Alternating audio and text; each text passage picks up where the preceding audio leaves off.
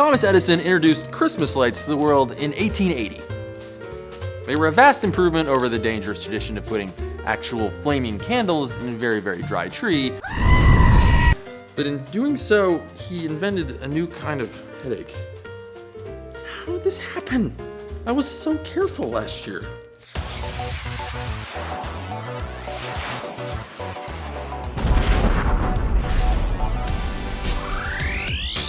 Scientists have spent a lot of time thinking about how things get tangled. And it turns out it's just the rules of the universe. In 2007, physicists showed that for any cord longer than 2 meters, knots aren't rare, they're almost guaranteed to happen. Well, the math is a little complex, but think of this as the most frustrating example of entropy you've ever encountered. There's always only one way for a string of lights to be untangled. But with a few turns, there's billions or trillions more ways for them to get tied up. Stupid Edison. That Tesla would have figured this out. On Christmas Eve 1968, the astronauts of Apollo 8 became the first humans to orbit another world. And the next day, on Christmas, they radioed back a very important observation from their vantage point above Earth. Roger. Please be informed there is a Santa Claus. Well, if NASA said it, it's gotta be true. According to reliable sources, Santa's sleigh is pulled by a team of reindeer, the most famous one being, of course, Rudolph. But Rosie might be a more appropriate name. See, male reindeer and caribou, they're the same species, shed their antlers during the winter. And that means Santa's reindeer are all female. Reindeer vision is uniquely adapted for Santa's nighttime flight. To cope with the months of darkness at northern latitudes, the inside of a reindeer's eyes change from gold-colored in summer to blue in winter, which scatters more light onto their retina. So how do they fly? Would you believe that reindeer are buoyant? Reindeers float better than people, but they're huge. How could that be true? Oh, well, it's physics you follow. You see, their hairs, they're hollow. They insulate much better than you. It's true. A reindeer's coat contains 2 kinds of hairs, a layer of short, dense hair covered with a mesh of longer, hollow hairs. This traps a layer of air in between, which insulates them from the cold, just like those puffy jackets that we wear. This insulation works so well that not only can snow land on a reindeer's back and not melt, with a little jog, they can overheat, even in temperatures down to -40 Celsius. Now, reindeer have about 25% more blood vessels packed in their nasal cavities than we do, so they get rid of excess heat through their noses. This makes their noses glow on a thermal camera, and sometimes they even look red to the naked eye.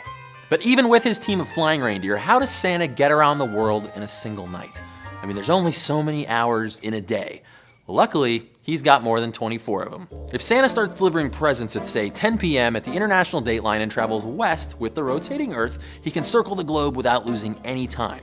Then he can reverse course until kids wake up around 6 a.m., giving him 32 hours total to deliver presents. Let's assume Santa delivers gifts to all 2.2 billion children on Earth because, hey, it's Christmas after all. At 2.3 children per household, that's 944 million stops. How far does he have to travel? Well, there's about 24.6 million square miles of habitable land on Earth, so if we average out the space between every chimney, that gives us about 0.026 square miles per household. And if they each occupy an evenly spaced square about 0.16 miles apart, Santa's sleigh has to cover more than 150 million miles in 32 hours, which means an average speed of more than 1,300 miles per second. That's about 130 times faster than NASA's New Horizons probe, which is the fastest of all fast human things. Ignoring the fact that at those speeds, Santa's sleigh would burst into flames from air resistance, that gives St. Nick less than 1/10,000th of a second between each delivery. Even if he stopped and got going again instantly at each house, he'd experience acceleration 1.8 billion times Earth's gravity. Now, if we assume the jolly old fellow weighs around 330 pounds, that is a thrust equivalent to about 1.5 million space shuttle engines. In other words, he'd be a bowl full of jelly. Literally. Now, this doesn't take into account his payload of gifts either. At 2 pounds of presents per child, that comes to 4.5 billion pounds of Christmas cargo. Now, the world's largest cargo plane, the Antonov 225, can carry around 550,000 pounds, meaning we need a fleet of almost 8,000 to deliver Christmas. Not only is that pretty bad for the environment, I think you'd probably hear him flying over your street on Christmas Eve. Clearly, Santa uses other methods. I suppose he could generate stocking-to-stocking wormholes or have a space-time warp drive on board his sleigh, but I've got a different theory. There's a prediction in quantum mechanics that says every possible observation for the universe is real, that every timeline that can happen does happen. The universe that we live in is just one of infinite parallel possibilities. Schrodinger's cat, for instance, isn't alive or dead inside the box, it's both. This universe contains just one of many possible outcomes. What if, on Christmas Eve, Santa creates a universe for all of us? There's one of him for every home, and his real magic is that every Christmas morning, he ties all of our timelines back together when we open the box to see what's inside. Ever wonder why eggnog's the only nog? Well, the nog part of its name probably refers to a small mug called a noggin used centuries ago in England to serve alcoholic beverages. Why don't you use your noggin and subscribe to It's Okay to Be Smart?